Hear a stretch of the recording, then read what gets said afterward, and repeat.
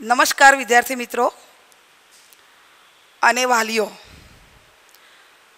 કોવિડની પરિસ્થિતિને કારણે આપણે પ્રત્યક્ષ શિક્ષણ કાર્ય શાળામાં શરૂ કરી શકીએ તેમ નથી.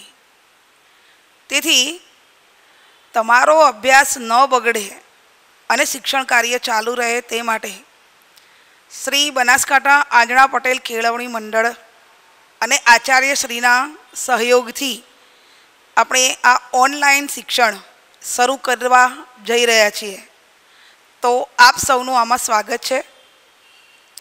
દરેક વિદ્યાર્થીઓ આમાં મનથી જોડાય અને અમે જે પ્રયત્ન કરી રહ્યા છીએ તે પ્રયત્નને સફળ બનાવે એવી અપેક્ષા સાથે અમે અમારું શિક્ષણ કાર્ય શરૂ કરવા જઈ રહ્યા છીએ.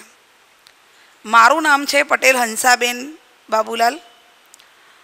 વીઆર વિદ્યાલયમાં ગણિત વિજ્ઞાનના ધોરણ 9 અને 10માં ગણિત વિજ્ઞાન વિષયના શિક્ષણ કાર્ય હું કરું છું.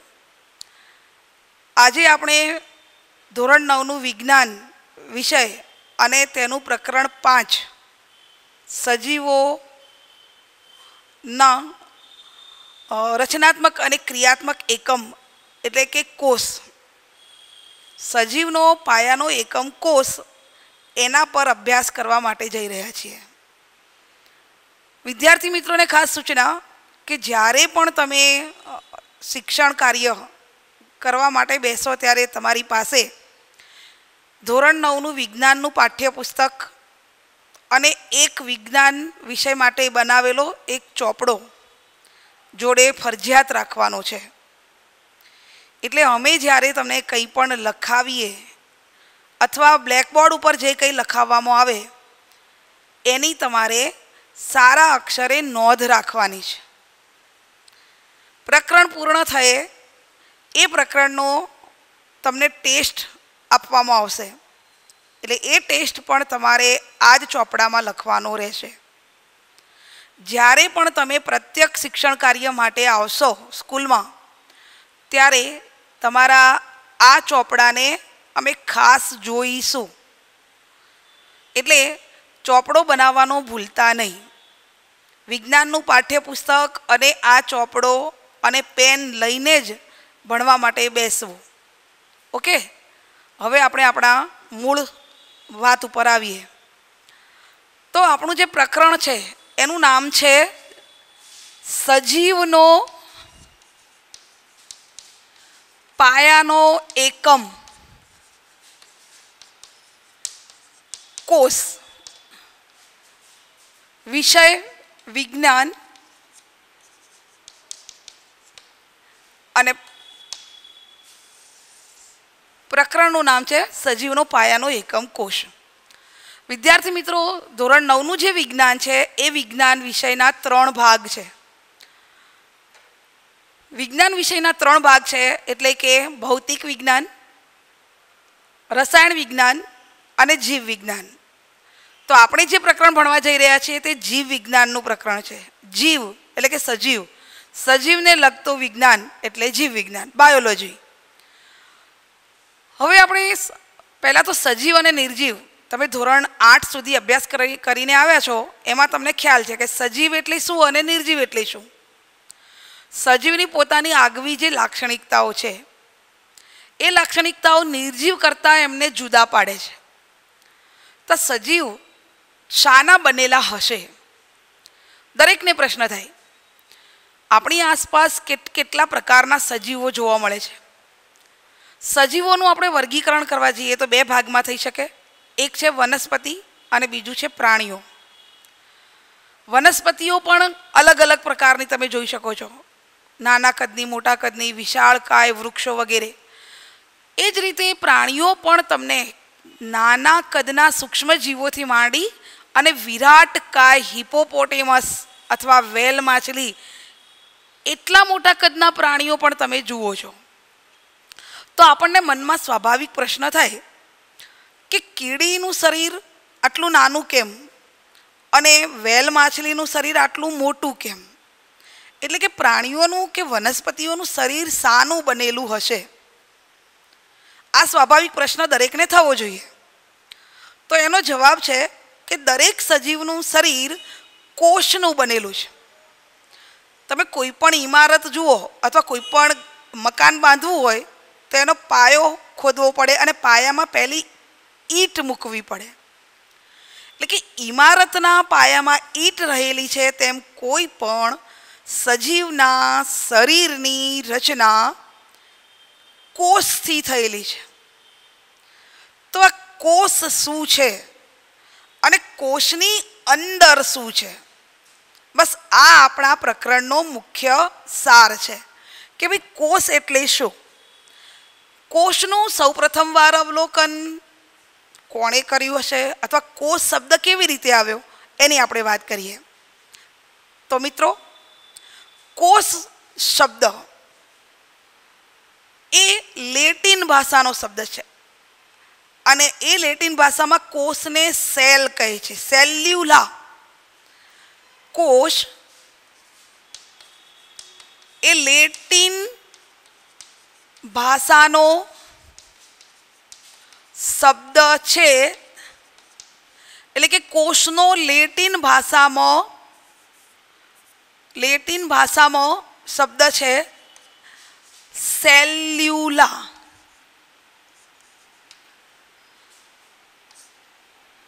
એટલે કે કોષને સેલ કહે છે. હવે આ સેલ્યુલાનો મિનિંગ થાય છે નાનકડો ઓરડો. સેલને નાનકડો ઓરડો કહે છે. હવે આ કોષને સૌ પ્રથમ વાર કોણે જોયા? તો કોષનો સૌ પ્રથમ વાર અવલોકન રોબર્ટ હુક નામના વૈજ્ઞાનિકે કર્યું.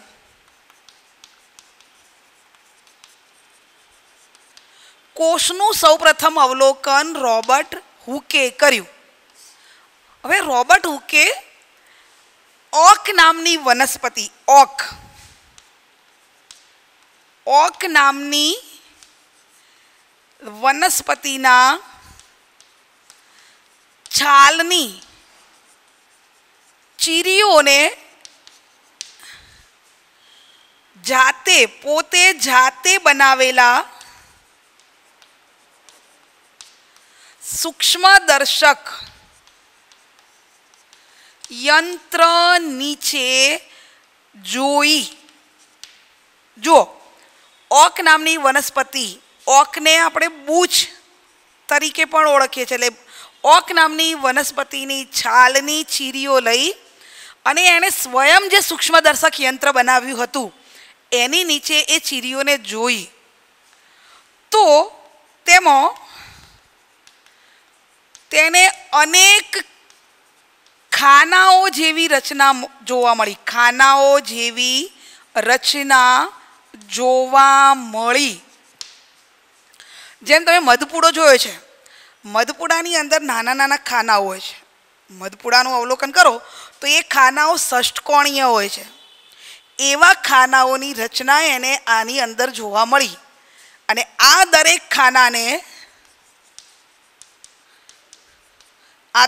ખાનાને તેણે કોષ નામ આપ્યું. આ ઉપરથી આપણને ખ્યાલ આવ્યો કે કોષનું સૌ પ્રથમ વાર અવલોકન કરનાર રોબર્ટ હુક હતા. 1665ની સાલમાં એમણે કોષનું અવલોકન કર્યું.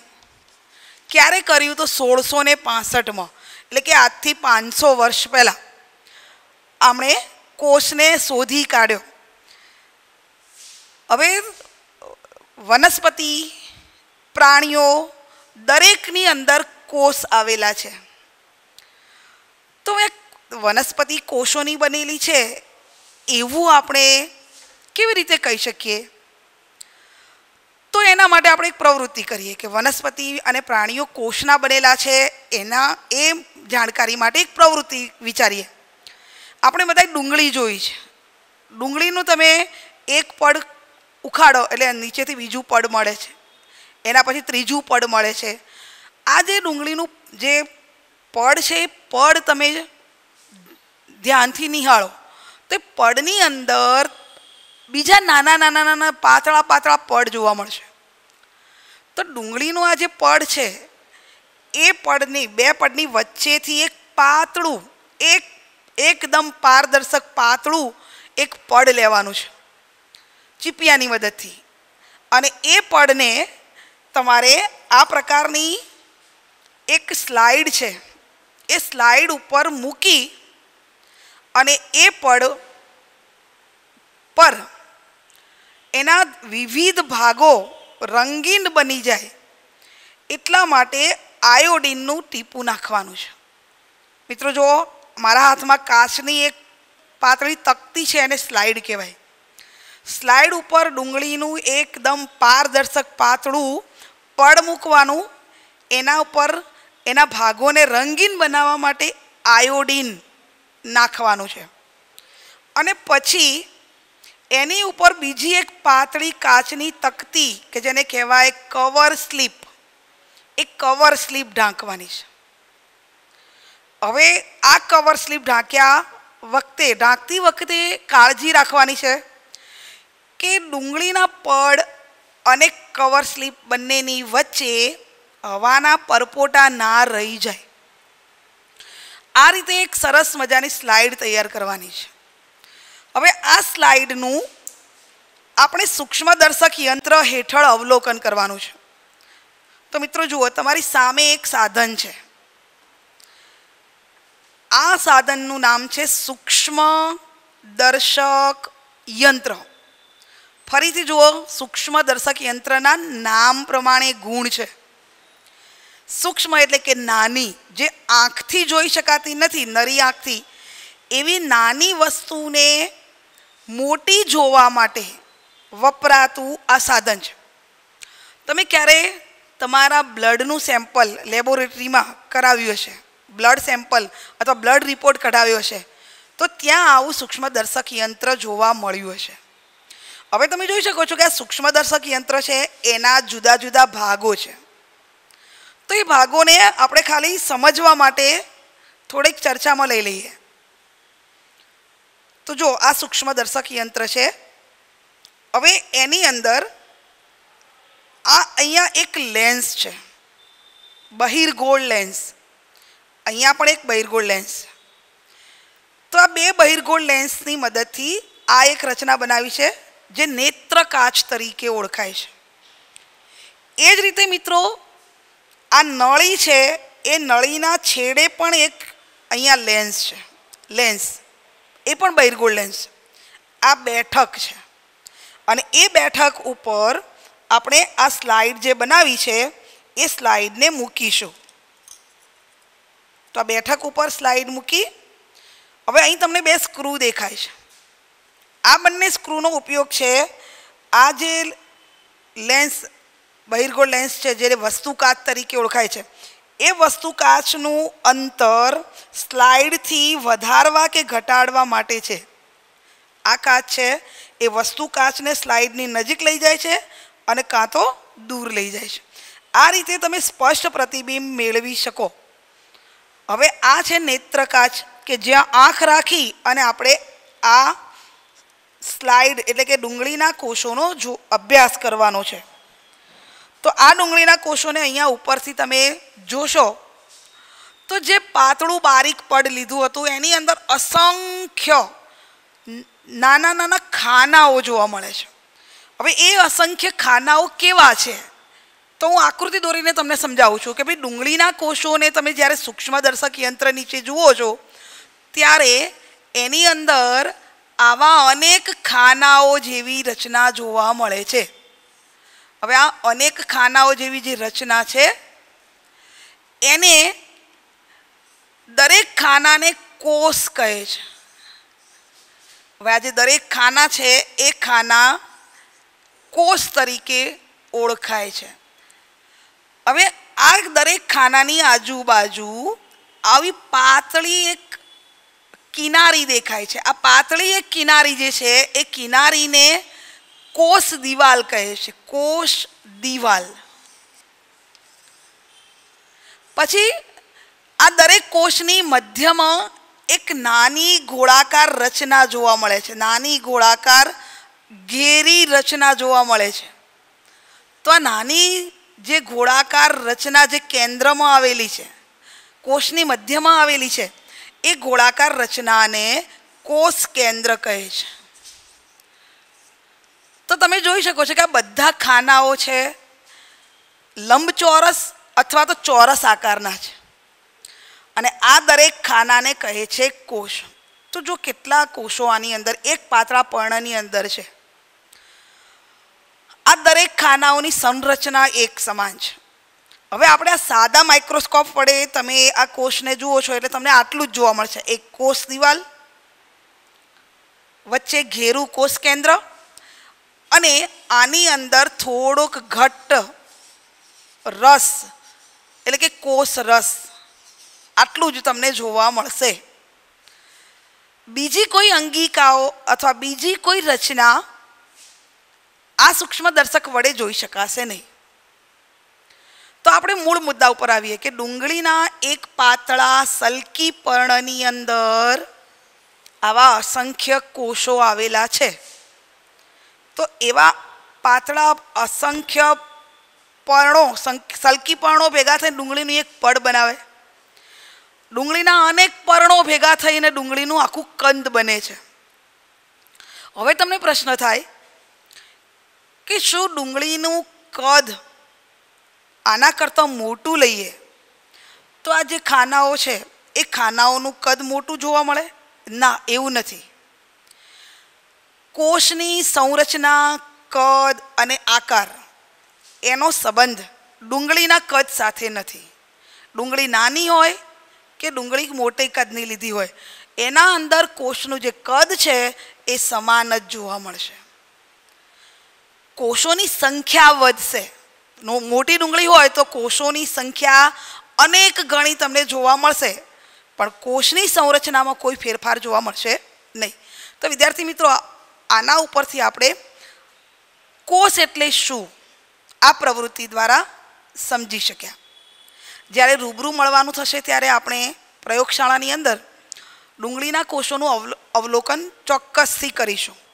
હાલ તમે તમારા પાઠ્યપુસ્તકની અંદર ડુંગળીના કોષોને આકૃતિ દ્વારા સમજી શકશો, જોઈ શકશો. હવે મિત્રો આપણે વાત કરીએ કે પ્રાણીઓનું શરીર શાનું બનેલું છે. તો મિત્રો, જેમ વનસ્પતિનું શરીર કોષોથી બનેલું છે એમ પ્રાણી શરીર પણ અનેક કોષોનું બનેલું છે.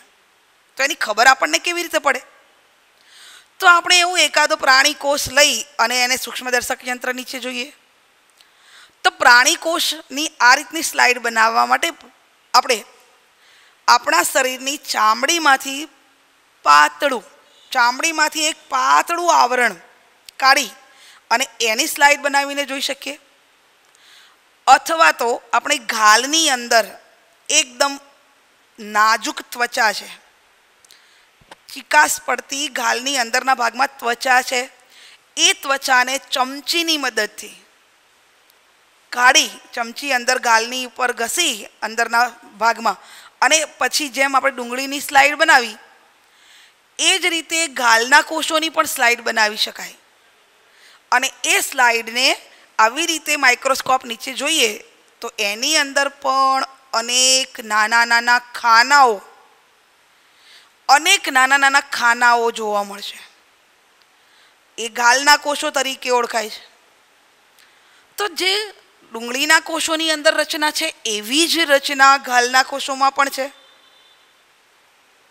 હા, સાચી વાત છે કે જે રીતના અંગિકાઓ કે ભાગો વનસ્પતિ કોષમાં જોવા મળે છે એવા જ ભાગો પ્રાણી કોષમાં પણ જોવા મળે છે.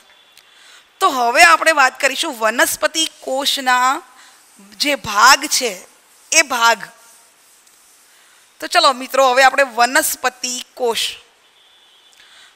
પહેલી વાત તમને ખબર પડી ગઈ મિત્રો કે સજીવનો પાયાનો એકમ કોષ છે. હવે પાયાનો રચનાત્મક અને ક્રિયાત્મક એકમ સજીવ શરીરનો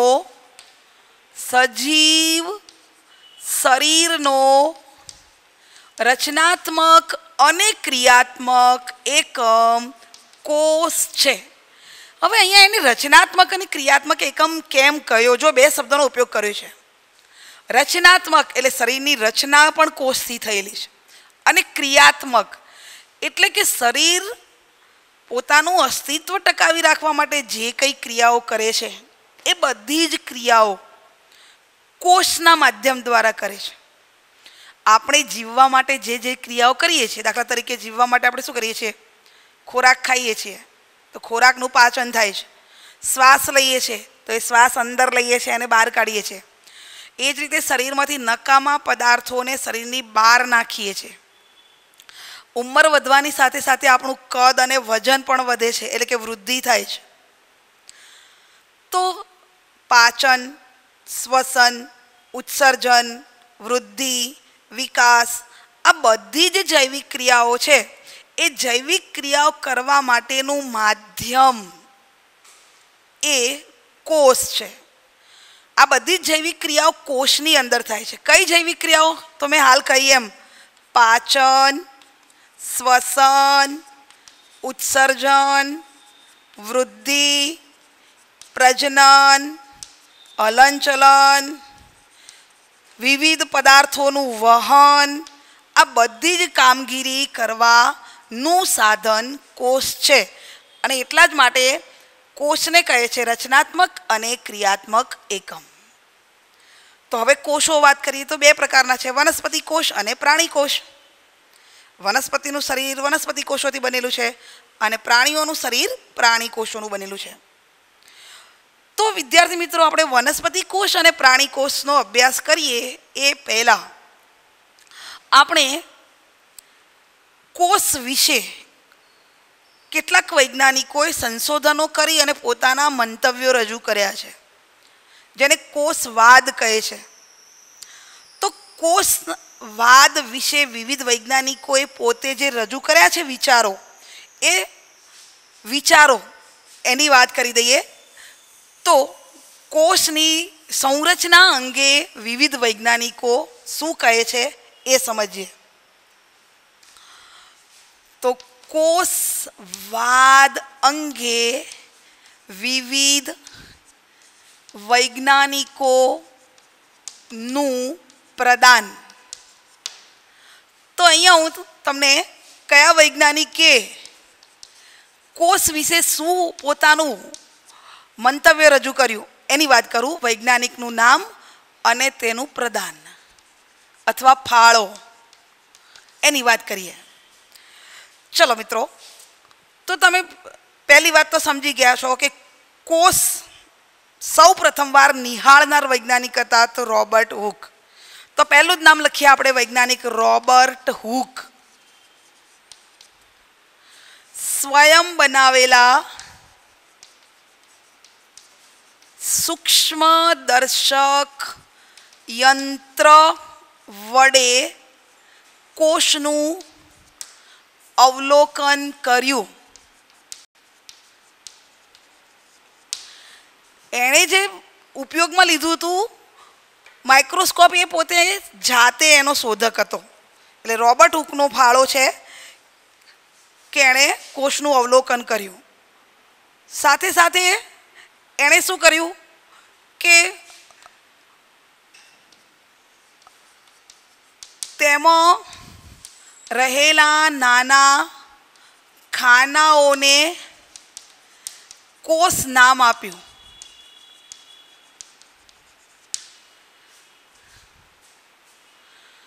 ચલો બીજો વૈજ્ઞાનિક લખીએ આપણે, એ છે લ્યુવેનહોક.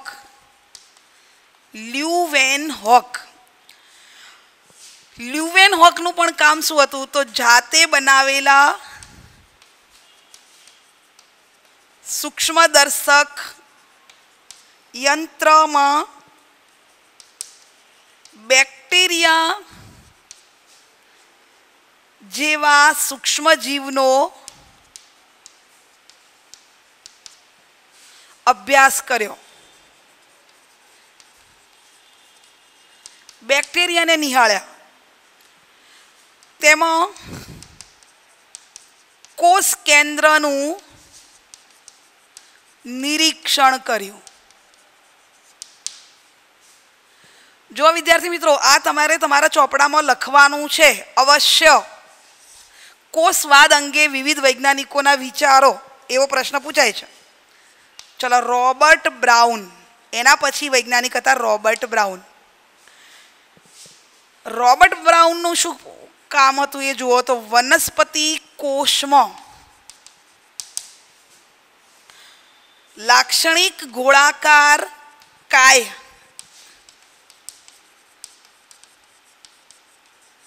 ને કોષ કેન્દ્ર નામ આપ્યું. વનસ્પતિ કોષમાં વચ્ચે નાનકડી ગોળાકાર રચના જોવા મળી, એને કોષ કેન્દ્ર કહ્યું. ત્યાર પછી હતા પરકિંજે. પરકિંજે નામના વૈજ્ઞાનિકે શું કર્યું તો કોષમાં આવેલા જીવંત પ્રવાહી દ્રવ્યને કોષ રસ અથવા જીવ રસ તરીકે ઓળખાવ્યો. કે કોષની વચ્ચે જે જાડું પ્રવાહી રહેલું છે, ઘટ્ટ પ્રવાહી, એ ઘટ્ટ પ્રવાહી એટલે કોષ રસ, એવું પરકિંજે આપણને સમજાવ્યું. સ્લાઇડન અને સ્વોન. સ્લેડન અને સ્વોન આ વૈજ્ઞાનિકોએ શું કર્યું વિદ્યાર્થી મિત્રો? તો એમણે કોષવાદ રજૂ કર્યો. એટલે કે કોષ એ સજીવનો રચનાત્મક અને ક્રિયાત્મક એકમ છે તેમ સમજાવ્યું.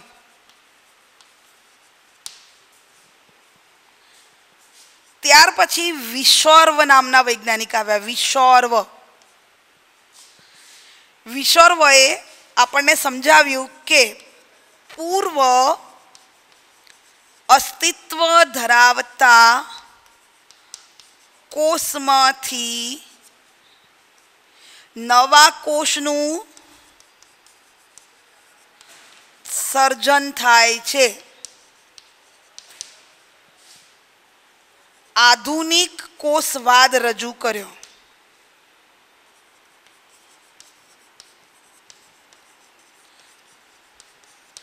વિદ્યાર્થી મિત્રો, વિશોર્વના મતે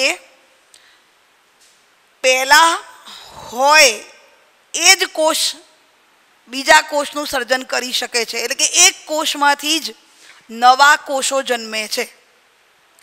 એક કોષમાંથી વિભાજનની ક્રિયા દ્વારા બીજા નવા કોષોનું સર્જન થાય છે, આવું આપણને સમજાવ્યું. પૂર્વ અસ્તિત્વ ધરાવતા કોષમાંથી નવા કોષોનું સર્જન થાય છે.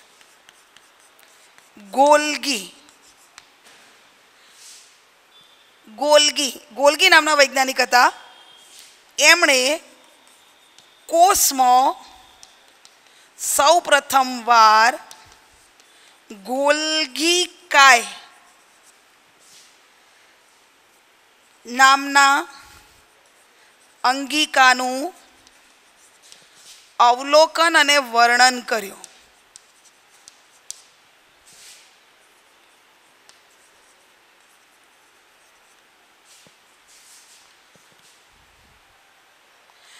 તો વિદ્યાર્થી મિત્રો, આ છે જુદા જુદા વૈજ્ઞાનિકોએ કોષ અંગે પોતાના જે વિચારો રજૂ કર્યા એ વિચારો છે. ફરીથી તમને એક ગુણની ખાલી જગ્યાની અંદર કોઈ પણ વૈજ્ઞાનિકનો પ્રશ્ન પૂછી શકે કે કયા વૈજ્ઞાનિકે જણાવ્યું કે પૂર્વ અસ્તિત્વ ધરાવતા કોષમાંથી નવા કોષનું સર્જન થાય છે, અથવા ગોલ્ગી કાય નામની અંગિકાનું અવલોકન સૌપ્રથમવાર કોણે કર્યું, કોષની અંદર રહેલી ગોળાકાર અંગિકાને કોષ કેન્દ્ર નામ કોણે આપ્યું. એટલે તમારે આ મુદ્દો છે એ તમારા ચોપડામાં સુંદર અક્ષરે લખી રાખવાનો છે, સુવાચ્ય અક્ષરે લખવાનો છે. ચલો વિદ્યાર્થી મિત્રો, આપણે કોષ એટલે શું, કોષ અંગે જુદા જુદા વૈજ્ઞાનિકો પોતે કેવા વિચારો ધરાવે છે એ વિચારોની પણ વાત કરી. હવે આપણે કોષની અંદર શું આવેલું છે, કોષ શું ધરાવે છે એની હવે વિગતે ચર્ચા કરવાની છે. તો મિત્રો, આપણે માઇક્રોસ્કોપની અંદર જ્યારે કોષને નિહાળ્યો ત્યારે આપણને 3 વસ્તુ જોવા મળી. એક કોષ રસ, બીજું કોષ રસ સ્તર, અને ત્રીજું છે કોષ રસની અંદર આવેલા ઘટકો. તો કોષની 3 લાક્ષણિકતા, કોષ રસ સ્તર અને કોષની અંદર આવેલી જુદી જુદી અંગિકાઓ અથવા ઘટકો. તો આપણે હવે આ બધાનો વિગતે અભ્યાસ કરવાનો છે. તો મિત્રો, બધાનો વિગતે અભ્યાસ કરીએ એ પહેલાં આપણે 2 પ્રકારના કોષો, વનસ્પતિ કોષો અને પ્રાણી કોષો, એની રચના જોઈએ. તો તમને તમારા પાઠ્યપુસ્તકની અંદર વનસ્પતિ કોષ અને પ્રાણી કોષ બંને આપેલા છે. એના તમે આકૃતિનો અભ્યાસ કરી એની જુદી જુદી અંગિકાઓ ક્યાં આવેલી છે, એનો આકાર કેવો છે, એનો ચોક્કસ રીતે અભ્યાસ કરજો. વિદ્યાર્થી મિત્રો, વનસ્પતિ કોષ તમારી સામે ચાર્ટ જે મૂક્યો છે એ ચાર્ટ છે વનસ્પતિ કોષ. જો વિદ્યાર્થી મિત્રો, વનસ્પતિ કોષને તમે ધ્યાનથી જુઓ તો એની બહાર એક પાતળું તમને અહીંયા પીળા રંગનું પડ દેખાતું હશે. તો એ આ પાતળું જે પડ છે એ કોષની કોષ દિવાલ છે. કોષ દિવાલ પછી પ્રવાહી છે જે કોષ રસ છે. કોષ રસની ફરતે એક પારદર્શક આવરણ છે, પટલ છે, જેને કહેવાય કોષ રસ પટલ. એટલે કોષ દિવાલ, કોષ રસ પટલ, એના પછી આવે કોષ રસ. હવે એની મધ્યમાં તમે જુઓ, કોષની મધ્યમાં આ એક ગોળાકાર રચના દેખાય છે, અંડાકાર અથવા ગોળાકાર. તો આ અંડાકાર અથવા ગોળાકાર રચના છે એને કહે છે ન્યુક્લિયસ. જેમ તમે પરમાણુના કેન્દ્રની અંદર ન્યુક્લિયસની રચના જોઈ હશે, વાંચ્યું હશે કે પરમાણુના કેન્દ્રમાં આવેલી ગોળાકાર રચનાને ન્યુક્લિયસ કહે છે, એમ કોષના મધ્યમાં આવેલી આ ગોળાકાર રચના છે એ ન્યુક્લિયસ અથવા કોષ કેન્દ્ર છે. કોષ કેન્દ્રની ફરતે આ તમને દેખાય છે પાતળું પડદો, જેને કહેવાય કોષ કેન્દ્ર પટલ. કોષ કેન્દ્રની ફરતે આવેલા પટલને, એટલે કે ચરબી અને પ્રોટીનથી બનેલું આ પટલ છે જે કે કોષ કેન્દ્ર પટલ છે. ચલો, એના પછી તમે મિત્રો જુઓ કે આ જે કોષ રસ છે એ કોષ રસની અંદર અનેક નાના ઘટકો, નાના મોટા ઘટકો છે. દેખો તમે, ચલો આ એક દેખાય છે, બીજો આ દેખાય છે, ત્રીજો આ દેખાય છે, ચોથો આ દેખાય છે. આ બધા નાના નાના ઘટકો જે આવેલા છે એને કહેવાય કોષની અંગિકાઓ. કોષને જીવંત રાખવા માટે કોષ જે કઈ ક્રિયાઓ કરે છે, જુદી જુદી જૈવિક ક્રિયાઓ, એ જૈવિક ક્રિયાઓ આ અંગિકાઓ દ્વારા થાય છે. સજીવ શરીરમાં થતી તમામ જૈવિક ક્રિયાઓનું નિયમન, નિયંત્રણ એ આ કોષની અંદરની અંગિકાઓ કરે છે. અને એટલે જ આપણે એનો ક્રિયાત્મક એકમ કીધો છે કે શરીરનો, સજીવનો રચનાત્મક અને ક્રિયાત્મક એકમ કોષ છે. તો ચલો, અહીંયા કઈ કઈ અંગિકાઓ છે તો અહીં તમને દેખાય છે, જો લીલા રંગના ટપકા જેવી રચના. તો લીલા રંગના ટપકા જેવી રચના છે એ છે હરિત કણો. વિદ્યાર્થી મિત્રો, તમને બરાબર યાદ છે કે વનસ્પતિનો રંગ લીલો છે. તો વનસ્પતિનો લીલો રંગ શાના લીધે છે? તો વનસ્પતિનો લીલો રંગ તેના કોષોમાં આવેલા હરિતકણો એના લીધે છે. ઓકે, હરિતકણ છે. પછી જો તમને આ કોથળી જેવી રચના દેખાય છે, આવી રચના દેખાય, જો નાની મોટી કોથળીઓ જેવી રચના દેખાય છે, એ છે કણાભ સૂત્ર. પછી આ જાળી જટિલ જાળી જેવી રચના દેખાય છે, એ જટિલ જાળીમય રચના છે એ અંતઃકોષ રસ જાળ છે. આ રચના દેખાય છે તમને, એ રચના છે રસધાની. વનસ્પતિ કોષ છે તો એની અંદર રસધાનીઓ મોટી હોય અને ઘણી બધી સંખ્યામાં હોય, એટલે અહીંયા રસધાની છે. એના પછી એક અંગિકા આવે છે કે જે પ્રાણી કોષમાં જ હોય, વનસ્પતિ કોષમાં ના હોય, અને એ અંગિકાનું નામ છે લાઇસોઝોમ. લાઇસોઝોમ તો આમાં પણ છે, પણ બીજી એક અંગિકા છે કે જે વનસ્પતિ કોષમાં જ એકલામાં હોય, એ છે હરિતકણો. આ હરિતકણો ખાલી વનસ્પતિ કોષ જ ધરાવે, પ્રાણી કોષમાં એ અંગિકા જોવા નહીં મળે. એટલે આમ તમે જોઈ શકો છો કે જો હરિતકણો, રિબોઝોમ્સ, કોષ દિવાલ, કોષ રસ પટલ, કોષ કેન્દ્ર, કણાભ સૂત્ર, અંતઃકોષ રસજાળ અને રસધાની, અને એક અંગિકા રહી ગઈ ગોલ્ગીકાય. આટલી અંગિકાઓ કોઈ પણ લાક્ષણિક કોષની અંદર હોય ને હોય જ. વનસ્પતિ કોષ કોઈ પણ વનસ્પતિ હોય, નાના કદની હોય મોટા કદની હોય, પણ એની અંદર આવેલી અંગિકાઓ, એની સંરચના, એના કાર્ય એક સમાન જ હોય. ચલો હવે મિત્રો, વનસ્પતિ કોષની આકૃતિ તમારે જાતે ચોપડાની અંદર પેન્સિલની મદદથી દોરી અને એના દરેકે દરેક ભાગનું નામ નિર્દેશન કરવાનું છે, જેના માટે તમે પાઠ્યપુસ્તકનો સહારો લઈ શકશો. ચલો હવે મિત્રો, જેમ વનસ્પતિ કોષનો આપણે અભ્યાસ કર્યો છે, આ વનસ્પતિ કોષની અંદર કોષ રસમાં જે જુદા જુદા ભાગો આવેલા છે, ઘટકો આવેલા છે, એ ઘટકોનું ચોક્કસ કાર્ય છે. તો એ કાર્ય વિશે અભ્યાસ આપણે આગળના પિરિયડમાં કરીશું. જેમ વનસ્પતિ કોષ આપણે નિહાળ્યો, એ જ રીતનું આપણા શરીરની અંદર આવેલા કોષો છે, જેને આપણે પ્રાણી કોષ કહીએ છીએ. તો પ્રાણી કોષને પણ આપણે જોઈ લઈએ. તો આ પ્રાણી કોષની સંરચના છે. વિદ્યાર્થી મિત્રો, વનસ્પતિ કોષ અને પ્રાણી કોષ બંનેની અંદર કેટલીક સામ્યતાઓ છે, કેટલોક તફાવત છે. તો સૌથી પહેલાં હું તમને તફાવત વિશે જણાવું. તો તમને યાદ હશે કે જ્યારે વનસ્પતિ કોષની આપણે રચનાની વાત કરી, ત્યારે પહેલી મેં વાત કરી હતી કે વનસ્પતિ કોષની ફરતે સેલ્યુલોઝ કે પેક્ટિનની બનેલી દિવાલ આવેલી છે, જેને કોષ દિવાલ કહે છે. એવી કોઈ કોષ દિવાલ પ્રાણી કોષમાં હોતી નથી. ફરીથી, વનસ્પતિ કોષ દિવાલ ધરાવે છે જે સેલ્યુલોઝની બનેલી છે, અને એના કારણે વનસ્પતિ કોષનો ચોક્કસ આકાર છે, એને મજબૂતાઈ મળે છે. પ્રાણી કોષ દિવાલ ધરાવતા નથી. ચલો, તો પ્રાણી કોષની ફરતે આ પાતળું આવરણ આવેલું છે.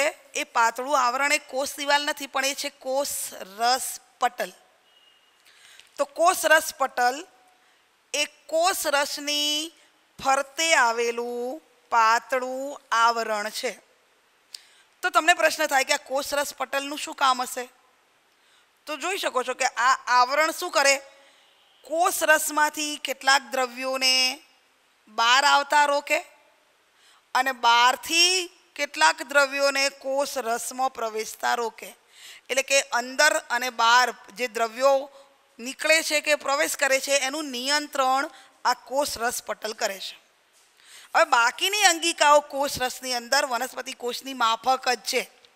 અંતઃકોષ રસજાળ, રિબોઝોમ્સ, ગોલ્ગીકાય, પછી લાઇસોઝોમ, રસધાની, આ બધી જ અંગિકાઓ પ્રાણી કોષ પણ ધરાવે છે. આમાં એક વધારાની અંગિકા છે, એ છે તારા કેન્દ્ર. તારા કેન્દ્ર કોષ કેન્દ્રની બિલકુલ નજીકમાં ગોઠવાયેલી અંગિકા છે, અને આમાં હરિતકણો હોતા નથી. પ્રાણી કોષો હરિતકણો ધરાવતા નથી. અને એટલે જ તમે જુઓ છો કે વનસ્પતિઓ લીલા રંગની છે હરિતકણોને કારણે. પ્રાણીઓ કોઈ રંગના હોતા નથી કારણ કે એ હરિતકણો ધરાવતા નથી. જે કામ વનસ્પતિ કોષની અંગિકાઓ કરે છે એ જ કામ પ્રાણી કોષમાં પણ એ અંગિકાઓ જ કરે છે. તો હવે પછીના લેક્ચરની અંદર આપણે આ કોષની અંગિકાઓના કાર્યો, એમની રચના, એના વિશે વિગતે અભ્યાસ કરીશું. Okay, thank you.